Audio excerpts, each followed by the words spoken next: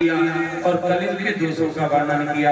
बोले जब घोर कलकाल आएगा तो संपूर्ण संसार में नाना प्रकार के उपद्रव होंगे।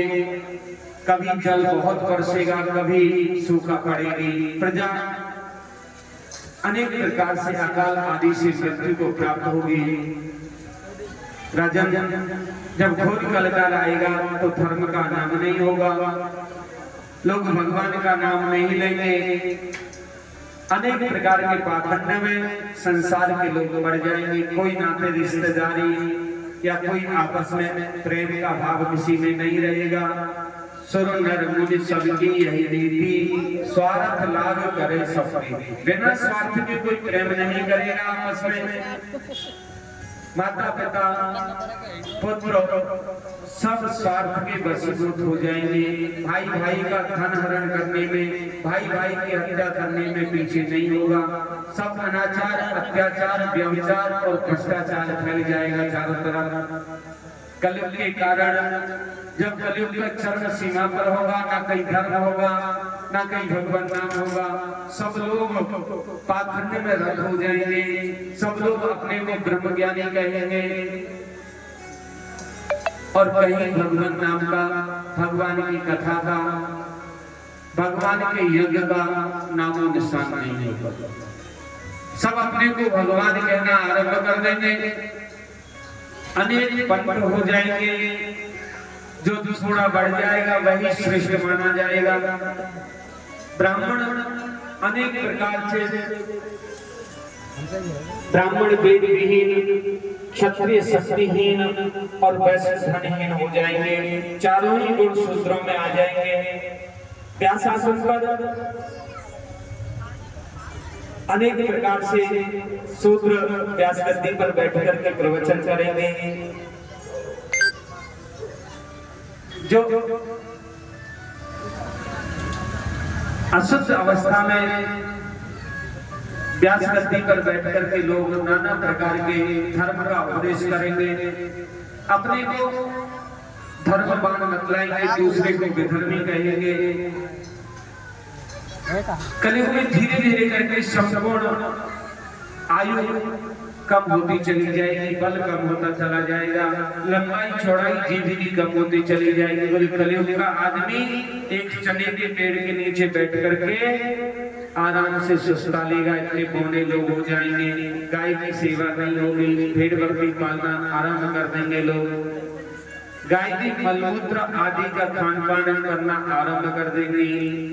बोले महाराज, लोग की आयु कम होती चली जाएगी। कभी 100 वर्ष, कभी 80, कभी 70, कभी 60, 50, 40, 30, 20 और अंत में घोर कलकाल में मानव की आयु सिर्फ 16 वर्ष की रह जाएगी। 16 वर्ष की आयु में ये जन्म लेगा, संसार के भोगों को भी भोगेगा। बालपन, यौवनावस्था और बुढ़ापा भोग करके 16 वर्ष में मृत्यु को प्राप्त हो जाएगा। इतनी छोटी आयु इस मानव की हो जाएगी। अधर्म का बोलबाला रहेगा। अगर कलयुग के दोषों के बचने के उपाय के रूप में सुखदेव मुनि राजा परीक्षित को श्रवण कराते हैं। राजा, एक ही उपाय है कलयुग के दोषों से बचने का। जो भगवान नाम के सहारे रहेंगे उनका कलयुग कुछ नहीं बिगाड़ पाएगा। और अंत में भागवत की संपूर्ण कथा कहते हैं। सुखदेव मुनि कहते हैं, राजा, प्रथम दिन की कथा में आपने भागवत के महात्म्य की कथा को सुना। गोकर्ण धंधकारी आपने भक्ति, ज्ञान, वैराग्य आदि की कथा को श्रवण किया। भागवत श्रवण विधि कैसे भागवत सुनी जाती है। द्वितीय दिवस में आप सभी ने प्रथम स्कंद से कथा को आरंभ हुआ और सुखदेव मुनि और राजा परीक्षित का मिलन, महाभारत की संपूर्ण कथा, कुरुवंश की संपूर्ण कथा और सृष्टि वर्णन से कथा आरंभ। मनु का धर्म और देवी संवाद तृतीय दिवस में आपने श्रवण किया। आकुति, देवी और प्रसूति का वंश वर्णन, प्रियव्रत और उत्तरभाग का वंश वर्णन और उसके बाद में ध्रुव चरित्र, सती चरित्र, पहला चरित्र पुरंजन का ख्यान अजामिल चरित्र और उसके बाद समुद्र मंथन, गजरा की लड़ाई और वामन अवतार की कथा तक आपने तृतीय दिन की कथा में श्रवण किया। और उसके बाद संपूर्ण श्री रामचरित्र की कथा, सूर्य वंश का वर्णन, चंद्र वंश का वर्णन, मत्स्य अवतार की कथा, वामन अवतार की कथा और उसके बाद चंद्र वंश में भगवान श्री कृष्ण का जन्म, चतुर्थ दिवस की कथा में आपने श्रवण किया। और पंचम दिवस में भगवान का नंदोत्सव, भगवान की बाल लीलाएं, नंद भवन में आना और अनेक प्रकार की भगवान की बाल लीलाएं, कभी माठी लीला, कभी माखन चोरी लीला और कभी चीरहरण की लीला, विप्र पत्नियों पर अनुग्रह और गिर गोवर्धन पूजा। बोल गिरिराज महाराज की जय। और जो छठवें दिन की कथा में आप सभी ने श्रवण किया, भगवान श्री कृष्ण की विभिन्न लीलाओं में महाराज लीला, कंस वध लीला, उद्धव गोपी संवाद और महारानी रुक्मिणी जी के साथ में भगवान श्री कृष्ण का विवाह, यहाँ तक की कथा आपने छठवें दिन की कथा में श्रवण की। और सप्तम दिवस की कथा में आप सभी ने भगवान के द्वारकापुरी का रहस्य वर्णन, गृहस्थ आश्रम का वर्णन, उनके पौत्र पौत्रादियों का वर्णन, उनके विवाह का वर्णन और राजा जनक की श्रेष्ठ कथा, प्रकाशों साक्षात सुदामा चरित्र और उसके बाद चारों प्रलयों का वर्णन, चारों आश्रमों का वर्णन, कलयुग के दोषों से निवृत्ति का उपाय, यह सब कथा आपने सप्तम दिवस की कथा में श्रवण की। यह भागवत की संपूर्ण कथा है। सुखदेव मुनि कहते राजन, नाम संकीर्तनम यस्य सर्व पाप प्रणाशनम प्रणामास्ति दुख शमनार्थो तम नमामि हरिपदम। अगर भगवान के नाम के संकीर्तन से संपूर्ण पापों का दग्ध हो जाता है, संपूर्ण कलयुग के दुख नष्ट हो जाते हैं, भगवान की शरण ग्रहण करें, भगवान के चरणों में प्रणाम करें और नाम संकीर्तन हमेशा करते रहें। यही भागवत का सार है। भागवत की संपूर्ण कथा को श्रवण करा दी सुखदेव मुनि ने राजा परीक्षित को। यहाँ सुखदेव जी की विदाई होती है और अब सूत जी कहते हैं सौनकादि ऋषियों, सुखदेव जी को पूजन करके राजा परीक्षित ने विदा किया और राजा परीक्षित को जन्मेजय अपने महल में ले आए। महल में किसी को आने जाने की व्यवस्था पर रोक लगा दी, बड़े पहरेदार पहरा दे रहे थे। संध्या के समय कुछ संत जन आए, संतों को नहीं रोका गया, राजा परीक्षित से मिलने के गए। संतों ने एक फल भेज दिया राजा परीक्षित को और राजा परीक्षित ने उस फल में एक छोटे से कीड़े को देखा और उसी कीड़े को देखकर परीक्षित कहते हैं, अरे कीड़े, आज तो तेरा राजा तक्षक हमें डसने के लिए आने वाला था, क्यों नहीं आया? तुरंत उसी कीड़े ने तक्षक का रूप धारण कर लिया और राजा परीक्षित ने तो तुरंत अपने प्राणों का ब्रह्मांड में चढ़ा दिया, शरीर का त्याग कर दिया। निष्प्राण शरीर को तक्षक ने डसा और जल करके एक क्षण में परीक्षित का शरीर राख हो गया।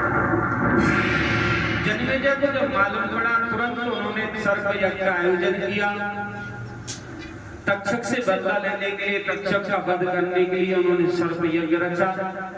बड़ी बड़ी सर्पों की आहुति डाल दी यज्ञ में। ब्राह्मण यज्ञ मंत्र में वेद मंत्र पढ़ रहे हैं, अग्नि में सर्प आकर के जल रहे हैं। बोले समूल संपूर्ण सर्पों को नष्ट कर दूंगा। उसने हमारे पिताजी को मारा है, मैं तक्षक वंश के संपूर्ण सर्पों को नष्ट कर दूंगा। लेकिन आस्तिक नाम के एक ऋषि आए, उन्होंने राजा जन्मेजय को समझाया कि राजन, इसमें तक्षक का कोई दोष नहीं, यह तो पितर का श्राप है, संत का श्राप है, उसको सिद्ध करना था, इसमें तक्षक का कोई दोष नहीं। और आपके पिताजी की मृत्यु नहीं हुई, आपके पिताजी का तो मोक्ष हुआ है, वे तो भगवत धाम को गए।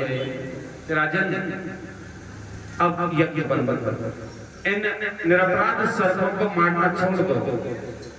आस्तिक मुनि के कहने पर जब राजा जन्मेजय ने सर्प यज्ञ बंद किया और देवराज इंद्र के सहित तक्षक की रक्षा हुई। यह भागवत की संपूर्ण कथा है।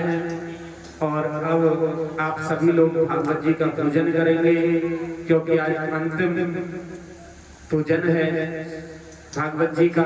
यहाँ पर सुखदेव जी की विदाई होती है। कल हवन होगा और भंडारा होगा, तो जो हवन में सम्मिलित होना चाहें वह समय पे आकर के ठीक 10 बजे 9 बजे आप सभी यहाँ पर उपस्थित हो जाएं और भागवत जी का हवन करें।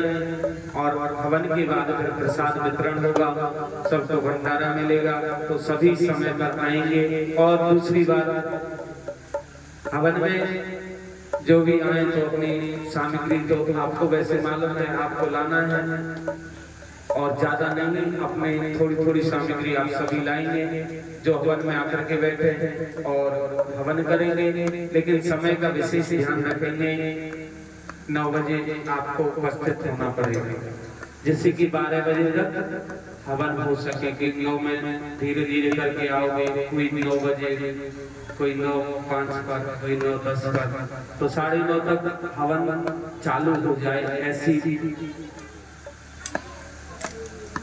अपने आ जाना सभी लोग, और हवन में सब आ सकते हैं। कोई ये सोचे कि हम नहीं आ सकते, सब आ सकते हैं। ये कथा आप सबकी है, सबके सहयोग से होती है।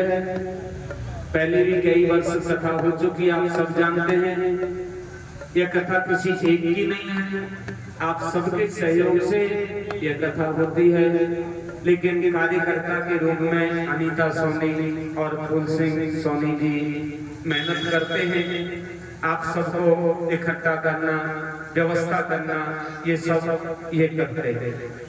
जिम्मेदारी इनकी है, कथा आप सबकी है। आप तो जिम्मेदारी, कोई जिम्मेदारी में सहयोग सबको करना चाहिए। वैसे तो सभी जिम्मेदार आदमी हैं, क्योंकि सबकी कथा है। लेकिन ये मुख्य रूप से आयोजक जो हैं, जो जिम्मेदार हैं, इन्हीं की देखरेख में इन्हीं को सब व्यवस्था करनी, टेंट का, माइक का, किसका किसको क्या करना है।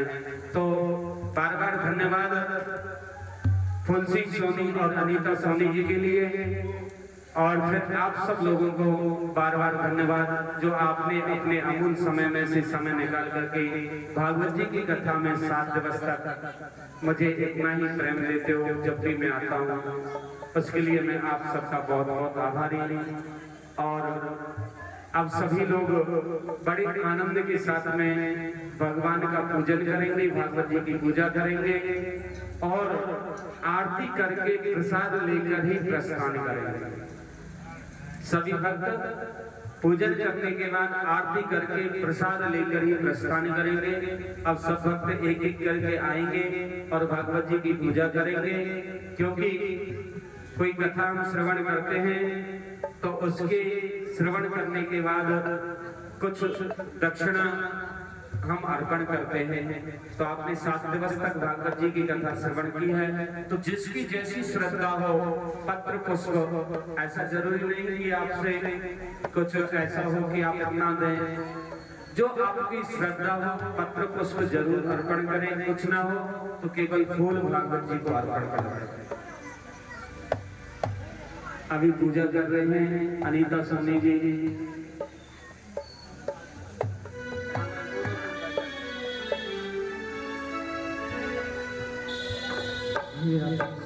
श्री श्याम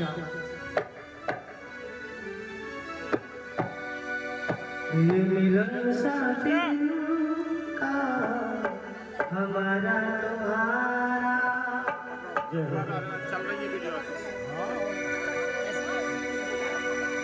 मिलन साथ दिल का हमारा तुम्हारा, मिलन साथ दिल का हमारा तुम्हारा, मिलन साथ दिल का हमारा तुम्हारा, मिलन साथ